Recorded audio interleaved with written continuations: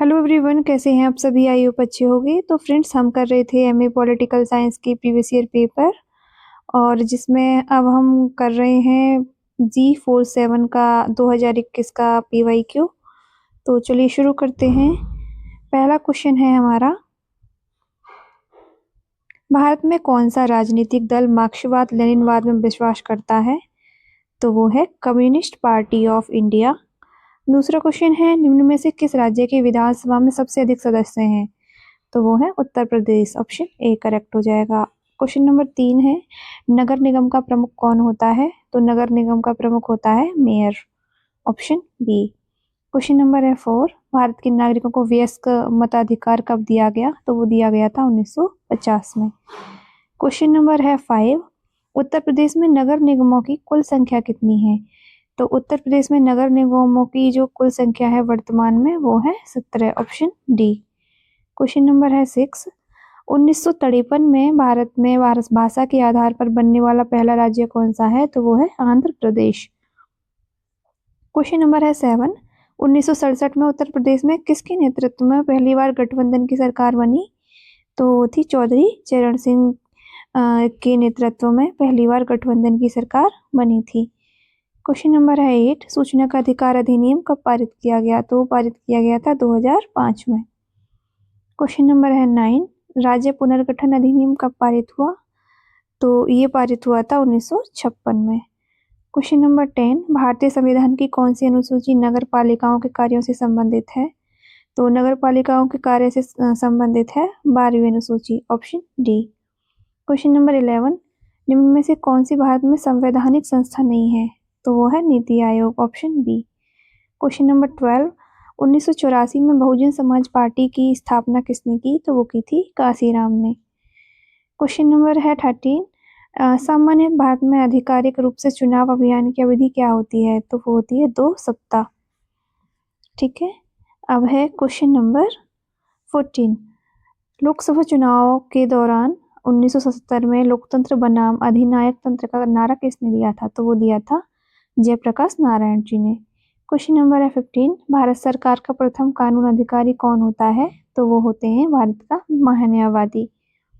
Question number है 16, 1970 में संसद में विपक्ष का सर्वप्रथम मान्यता प्राप्त नेता कौन था? तो वो थे वाईवी चौहान। क्वेश्चन नंबर है 17, 84वें संवैधानिक संशोधन अधिनियम के अनुसार वर्ष के बाद पहली जनगणना तक लोकसभा में वर्तमान सीटों की कुल संख्या अपरिवर्तित रहेगी। तो है 2026 के बाद पहली जनगणना तक लोकसभा में वर्तमान सीटों की कुल संख्या अपरिवर्तित रहेगी। क्वेश्चन नंबर 18, स्वतंत्र भारत में पंचायती राज वर्ष में प्रारंभ किया गया? तो वो किया गया था 1959 में। Option B. क्वेश्चन नंबर 19, राजनीतिक दल के संदर्भ में पार्टीशन समर्थक शब्द का तात्पर्य है? तो दल के प्रति अत्यधिक प्रतिबद्ध व्यक्ति। क्वेश्चन नंबर 20, भारत में राज्य सरकार के विधिक सलाहकार को कहा जाता है? तो वो कहा जाता है महाधिवक्ता। क्वेश्चन नंबर है 21, भारत को 42वें संशोधन द्वारा समाजवादी तथा पंथनिरपेक्ष राज्य घोषित किया गया था। कौन सा? 42वां संविधान संशोधन। क्वेश्चन नंबर है 22, सुमेल कीजिए, यानी हमें सुमेलित करना है। तो कांग्रेस हटाओ देश बचाओ ये नारा किसने दिया था? और गरीबी हटाओ, लोकतंत्र बनाम तानाशाही और राष्ट्रीय एकता है खतरे में। तो कांग्रेस हटाओ देश बचाओ ये नारा दिया था राम मनोहर लोहिया जी ने। और गरीबी हटाओ ये दिया था इंदिरा गांधी जी ने। लोकतंत्र बनाम तानाशाही ये दिया था जयप्रकाश नारायण जी ने। और राष्ट्रीय एकता है खतरे में तो ये दिया था राजीव गांधी जी ने। तो इसका ऑप्शन ये करेक्ट हो जाएगा। क्वेश्चन नंबर है 23, किसी भी धन विधेयक को बिना राष्ट्रपति की पूर्व अनुमति के संसद में प्रस्तुत नहीं किया जा सकता है। तो ऑप्शन ए करेक्ट हो जाएगा। क्वेश्चन नंबर है 24, जो व्यक्ति मतदान के लिए अर्ह है उनकी सूची को आधिकारिक रूप से कहा जाता है? उसे कहा जाता है निर्वाचक नामावली। क्वेश्चन नंबर 25, नागरिकता संशोधन अधिनियम 2019 समुदाय के लोगों पर लागू होता है? तो हिंदू, जैन, पारसी। तो ये उपयुक्त सभी ठीक है। क्वेश्चन नंबर 26, भारतीय संघात्मक व्यवस्था मुख्य रूप से की संघात्मक व्यवस्था से प्रभावित है? तो जो भारतीय संघात्मक व्यवस्था है वो मुख्य रूप से प्रभावित है कनाडा की फेडरल सिस्टम से, यानी संघात्मक व्यवस्था से। क्वेश्चन नंबर 27, भारत की सशस्त्र सेनाओं का सर्वोच्च सेनाध्यक्ष कौन है? तो वो है राष्ट्रपति। क्वेश्चन नंबर है 28, नागरिकता संशोधन अधिनियम 2019 को नागरिकता देने से संबंधित है, वो है गैर मुस्लिम, अवैध, अप्रवासी। क्वेश्चन नंबर है 29, भारत में नया राज्य निर्मित करने की शक्ति निहित है, किसमें? संसद में। ऑप्शन ए करेक्ट हो जाएगा। क्वेश्चन नंबर है 30, भारत में निर्वाचन आयोग के सदस्यों को राष्ट्रपति के द्वारा नियुक्त किया जाता है। क्वेश्चन नंबर है 31, भारत में राज्य राजनीति का अध्ययन के कारण से आवश्यक है, तो इसका हो जाएगा ऑप्शन डी उपयुक्त सभी। ये आवश्यक है राज्यों की विविधतापूर्ण स्थिति के लिए, भारतीय राजनीति का पुनर्गठन, आंतरिक राजनीतिक प्रतिरूप में परिवर्तन, तो ये सभी ठीक है, तो इसका ऑप्शन डी करेक्ट हो जाएगा। क्वेश्चन नंबर है 32, भारत के संविधान के संरक्षक के रूप में किसे स्वीकार किया जाता है? तो स्वीकार किया जाता है सर्वोच्च न्यायालय को। क्वेश्चन नंबर है 33, भारतीय समाज में एकता में विश्वास करता है, किसमें? विभिन्नता में एकता में विश्वास करता है भारतीय समाज। 34 है, भारत में गठबंधन दलीय व्यवस्था मुख्य रूप से उभरी, तो वो उभरी थी 1990 में। क्वेश्चन नंबर है 35, संघ की व्यवस्थापिका से निर्मित होती है, तो संघ की व्यवस्थापिका निर्मित होती है लोकसभा, राज्यसभा और राष्ट्रपति से। क्वेश्चन नंबर है 36, भारत में निर्वाचन के संबंध में निम्न में से क्या सत्य है? तो अशिक्षित नागरिक मतदान एवं निर्वाचन में पूरी तरह रुचि लेते हैं, बी है शिक्षित बुद्धिजीवी नागरिक निर्वाचन प्रक्रिया में उदासीन रहते हैं, सी ऑप्शन है राजनीति का अपराधीकरण, डी उपयुक्त सभी, तो ये सभी सत्य हैं। क्वेश्चन नंबर है 37, नीति निर्देशक तत्व प्रकृति से क्या है? सकारात्मक है, तो ऑप्शन बी करेक्ट हो जाएगा।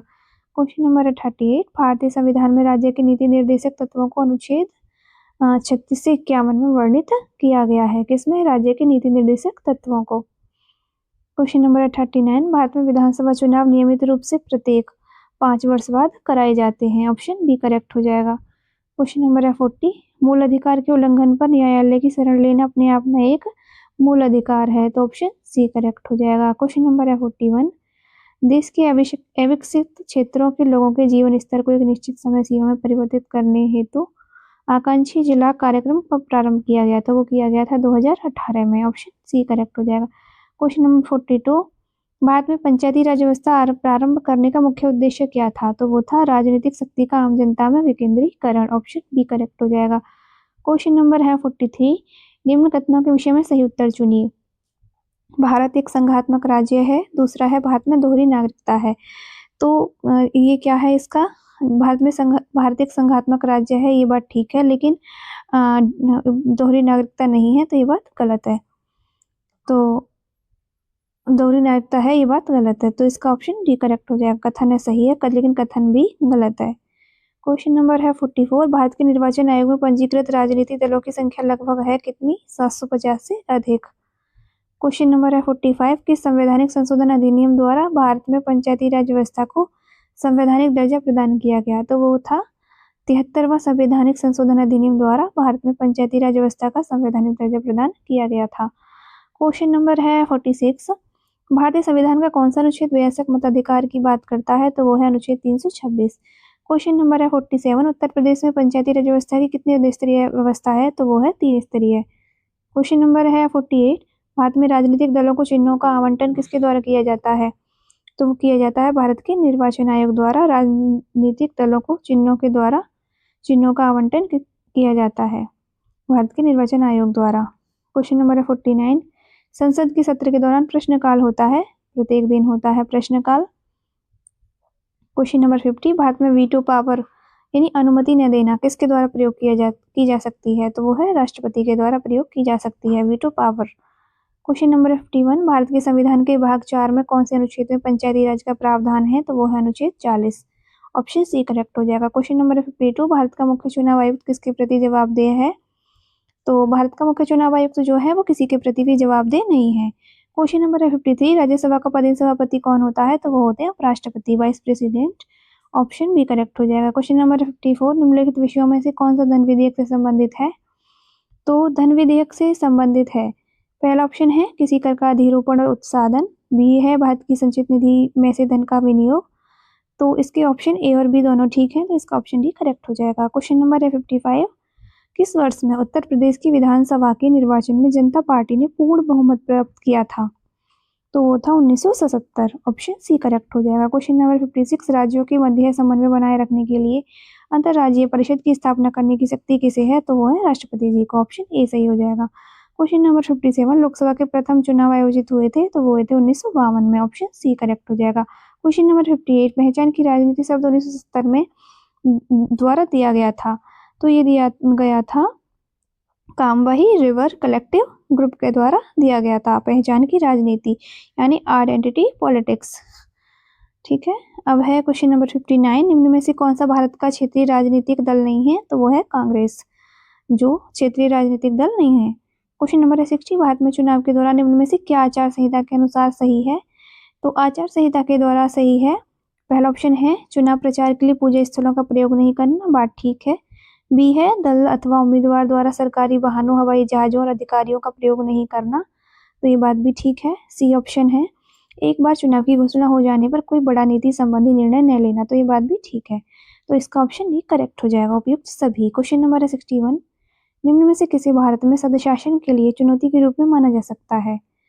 पहला है राजनीति का अपराधीकरण, बी है लैंगिक असमानता, सी है भ्रष्टाचार, तो इसका ऑप्शन डी करेक्ट हो जाएगा, उपयुक्त सभी। क्वेश्चन नंबर 62, नीति आयोग का पूरा नाम क्या है? तो नीति आयोग का पूरा नाम है national institution for transforming India, तो ये आप इसकी फुल फॉर्म याद कर लेना, नीति आयोग।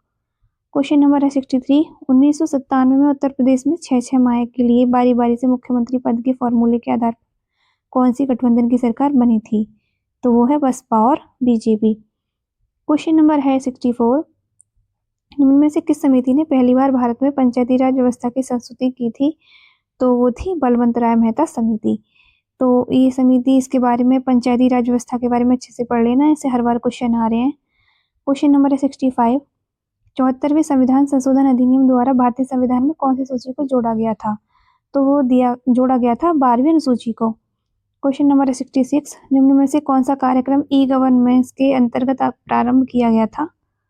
तो पहला है proactive governance and timely implementation, B है digital India programme, C passport Seva Kendra, तो डी उपरोक्त सभी, इसका डी ऑप्शन सही हो जाएगा।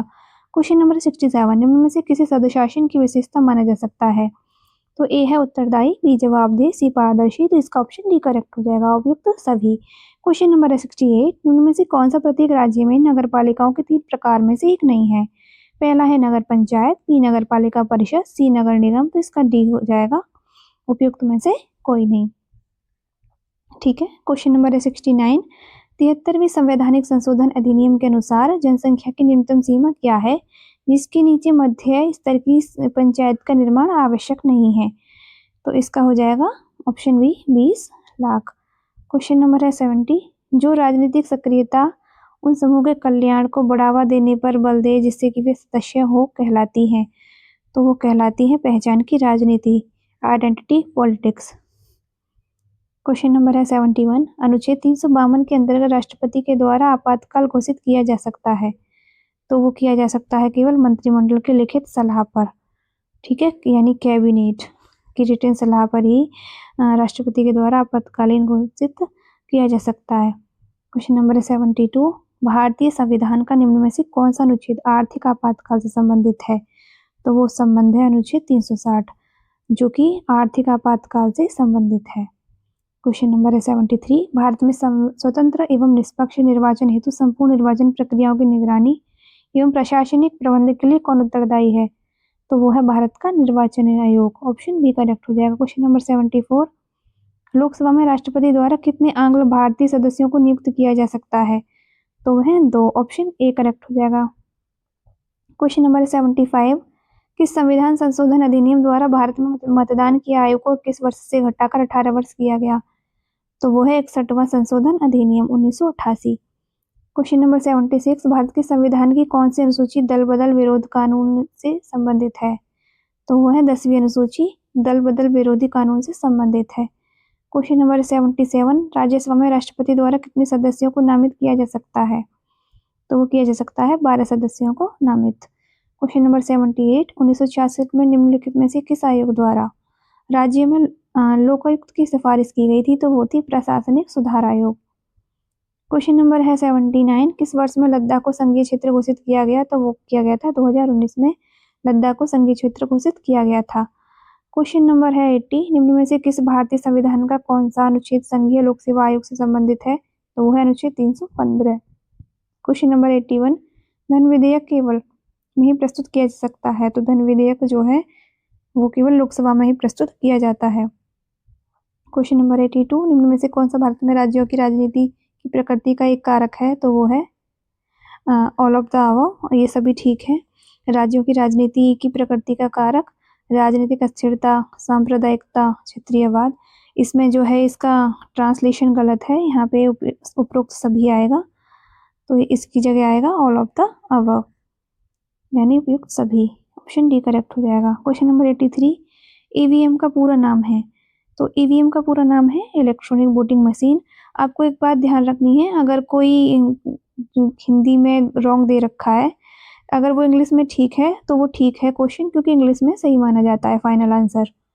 क्वेश्चन नंबर है 84, भारत में निम्नलिखित में से कौन सा आदर्श राष्ट्रीय एकता को जन्म देता है?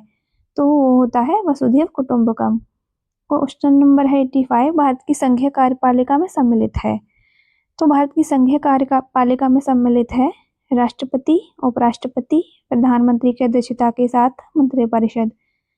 क्वेश्चन नंबर है 86, निम्नलिखित में से कौन सा प्रस्ताव मंत्रिपरिषद द्वारा लाया जा सकता है?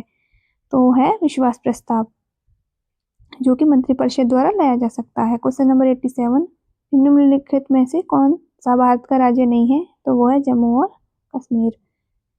क्वेश्चन नंबर है 88, उत्तर प्रदेश राज्यसभा में सदस्य भेजता है कितने? 31।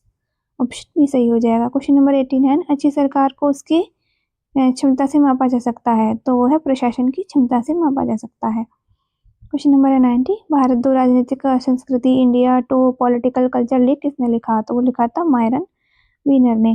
क्वेश्चन नंबर 91, भारत के संविधान में इंडिया के लिए दूसरे किस शब्द का प्रयोग किया गया है? तो इंडिया के लिए प्रयोग किया गया है भारत का। ऑप्शन बी करेक्ट हो जाएगा। क्वेश्चन नंबर 92, भारतीय संविधान में भारत को घोषित किया गया है?